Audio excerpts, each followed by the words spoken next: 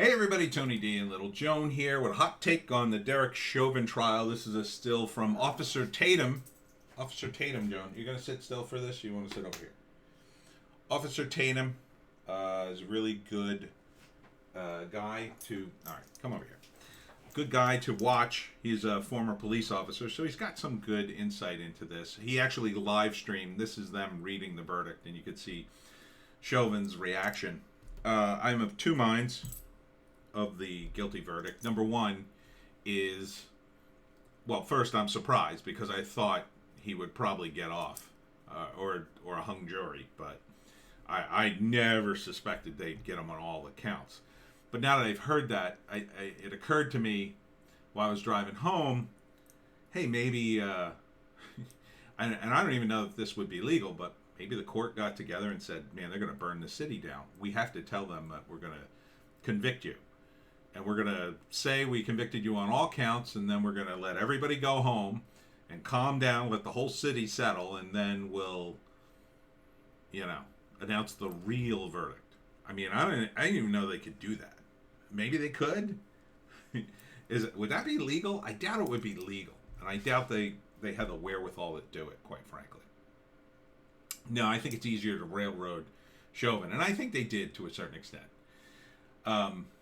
I think Chauvin is unfortunately suffering for the crimes of his forebears in the police force.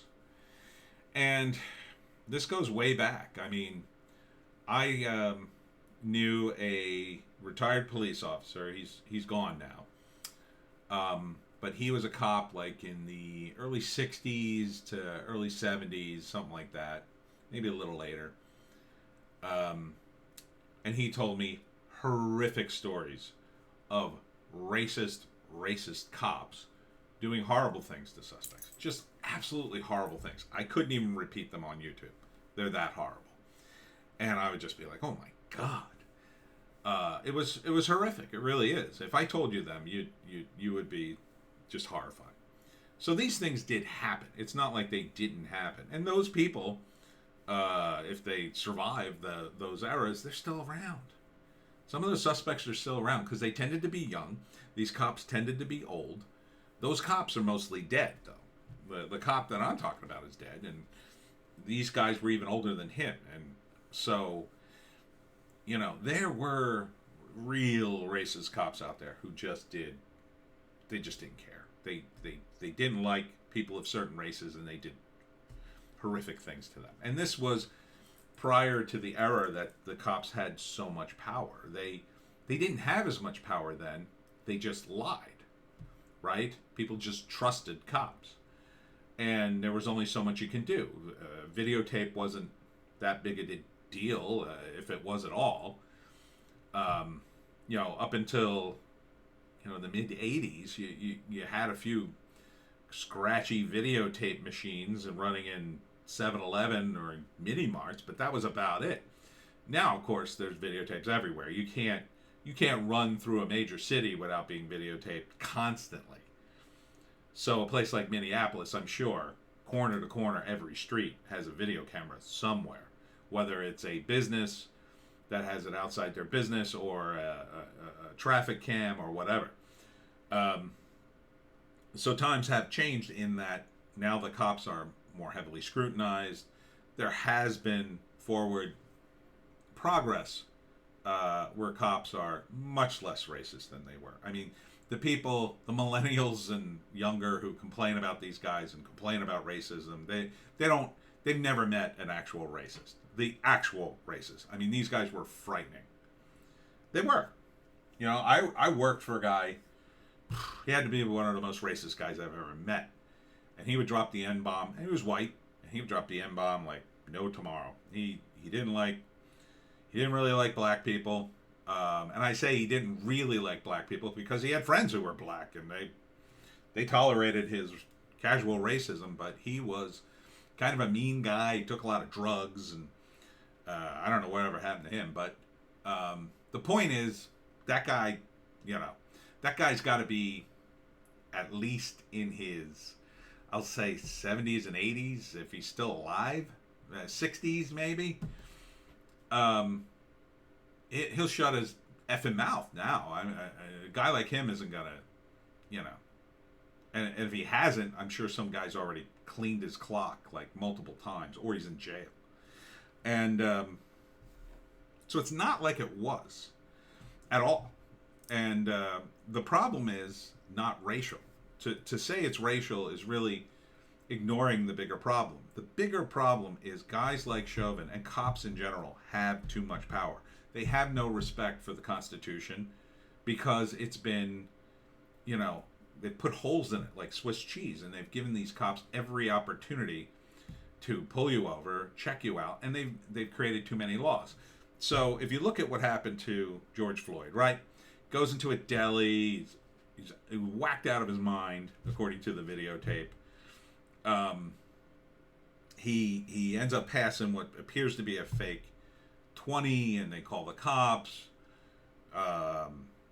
So here's what probably would have happened in the 70s. The first thing that would have happened is it would have had to be a pretty obvious fake for a deli owner to go, this ain't a $20 bill. It would have to be a very obvious fake. That's number one. Number two, assuming it was that obvious, they probably would have just thrown him out of the store, like physically grabbed him and said, "Get the F out of here, dude. You're all messed up and you're trying to pass away fake money. Go F yourself." And they would have just shoved him outside, and that would have been the end of it. And if he had come back, they might have beaten him up. Now, again, this is the 70s. There's no video cameras. So if the cops aren't outside, what's he gonna do? What's a George Floyd gonna do? He's just gonna, he's not gonna call the cops. He would have just taken his beating or left. And the threat of that beating would have kept him probably from going that far. He probably would have just left. And the drugs at that time weren't as deadly. There was nothing like fentanyl on the streets. So if you had a more libertarian society, the first thing that would probably happen is fentanyl probably wouldn't be a thing. The high that you get off of fentanyl probably could be recreated much more safely by synthetic drugs, or simply by pharmaceutical companies willing to take your money for a good high. That's safer, right? George Floyd's girlfriend described the drug dealer's pills as being like, they sounded homemade. It sounded like he boiled up the fentanyl in his kitchen and then poured them in the molds, and they were kind of all messed up. They were kind of like lumpy pills, I think she described as, right?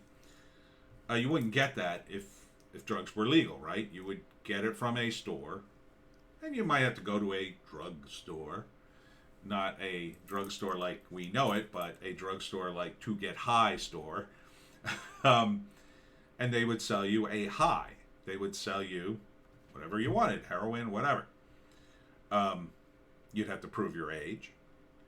You'd probably get a bunch of instructions on the packet about how much to take, what the dosage was, and you would get a purity test. Like the drugs wouldn't just be slapped together in a package.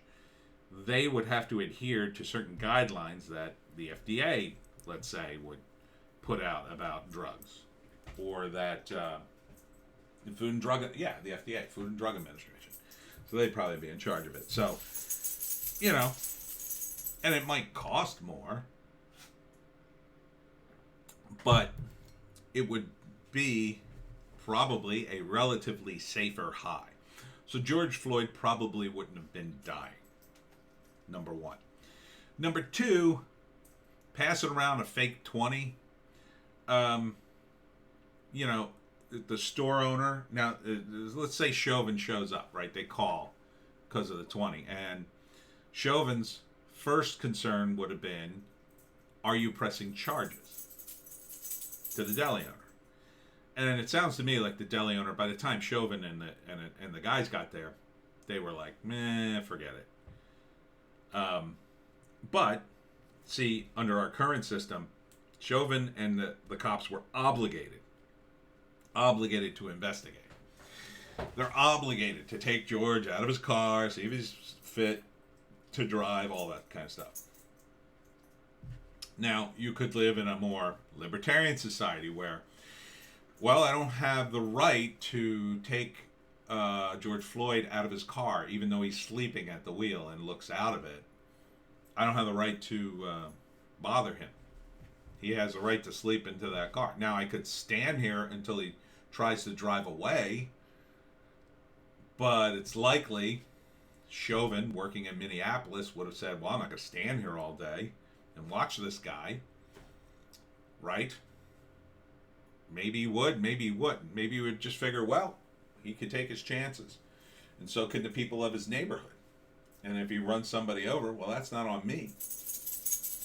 That's not on me. But see, that's the problem there, too. It's like all the Karens of the world, like, no, you have to stop him from driving. You have to check him out and take care of him and deal with all his problems.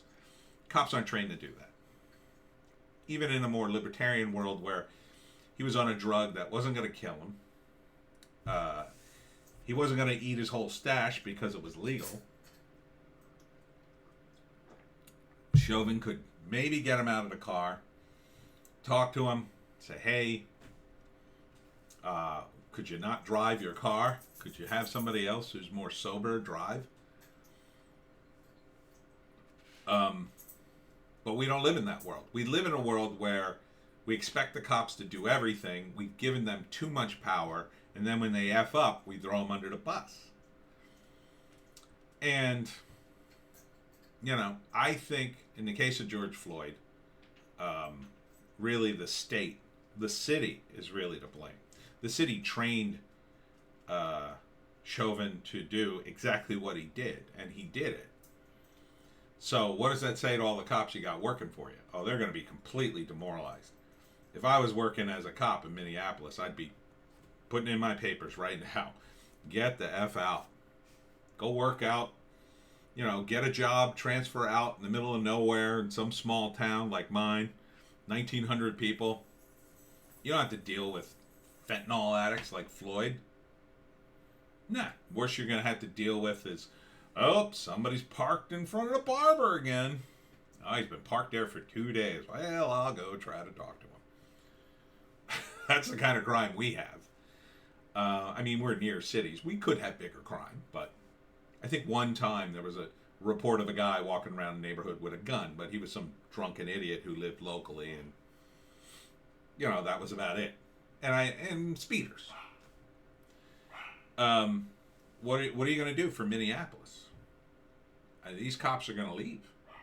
But that's what these leftists want. They want the collapse of the state. But unfortunately, they see the state as these big cities, right? They don't understand that there's a bigger mechanism in play, and really all they're doing is essing where they live, essing where they sleep. They are screwing up their own cities where they want social justice. Are you going to raise your kid in Minneapolis? I bet you won't. I bet you won't if you have a choice. I bet you get the F out of Minneapolis or New York or wherever. You're not going to raise a kid there. It's not a safe place for a kid if you have any common sense. But these people aren't exactly known for common sense. They're easily manipulated, I think. And I mean the protesters, yeah. So, but they finally got what they wanted. I wonder how that's going to work out for them. I kind of don't think it's going to work out great. I kind of don't think Minneapolis is going to get any better. And in fact, you got the Dante Wright situation. You're going to do this every trial? You're going to do this every trial? Demand guilty. Okay. How's that going to work out when, you know, you finally drive away? Let's say you manage to drive out every white cop in Minneapolis. Maybe you even drive out all the people. Then what are you going to do? I'll tell you what's going to happen. The woke will then go after the men. Or, you know, whatever race they decide to go after next. It won't stop here. The woke don't stop. And neither does Antifa or these activists. They won't stop. They're entitled. They're entitled to money and a lifestyle and everything to be perfect. And anything less than perfect must be torn down. Because in that rubble, they will rebuild a utopia, according to them. But of course they won't. They will just do a tremendous amount of damage along the way until finally people rise up and go, I'm sick of this. And someone gets elected and cleans out this place. Cleans out Minneapolis. Sends in the FBI, a new FBI, to clear out all the racists and maniacs. To clear out all the corruption. I don't know when that's going to happen, but it'll happen one day. It always does. These things run in cycles. Right now we're entering in a cycle of intense corruption, like it was in the 70s. It'll be interesting, but it's also very dangerous and not particularly free. Not particularly free. So, Chauvin will probably go to jail and then probably win on appeal, I would say, at least to the point where, you know, he gets an appeal and then his sentence is greatly reduced. And by the time that happens, you know, it'll be like time served and maybe he'll be out of there. I don't know. But I certainly think they've laid the groundwork for an appeal. My God, the judge himself said that about Maxine Waters. Oh, it certainly laid the groundwork for appeal here, basically. Not to mention everything that's happened. Not to mention what will probably come out about the jurors. I fully expect there to come out and the jurors to say, yeah, I was intimidated. Yeah, people went to my house, threatened my family. I was doxxed. I mean, some of the major news organizations, they didn't outright dox people, but they attempted to. They tried to tell as much information as possible. And certainly President Biden making his announcement, and you can construe it either way, but that absolutely will be a factor. How could a judge turn down an appeal when the President of the United States had to throw his weight in? When the mayor of the city basically said, you know, oh, there's no question here. People didn't let the process go. The process is corrupt. But that's what these people who want to pull down the state want. They want to corrupt the process to the point where you don't believe in it anymore and you tear it all down so they can be in power. Oh, we have the new process now. Do you want to know what the process is? Exactly what they're doing. Mob justice. We feel this person is guilty. Oh, someone's guilty? Is that guy guilty over there? I think it's him. Let's get him. That's what they want. So, looks like you won one, BLM. But as they say, be careful what you wish for.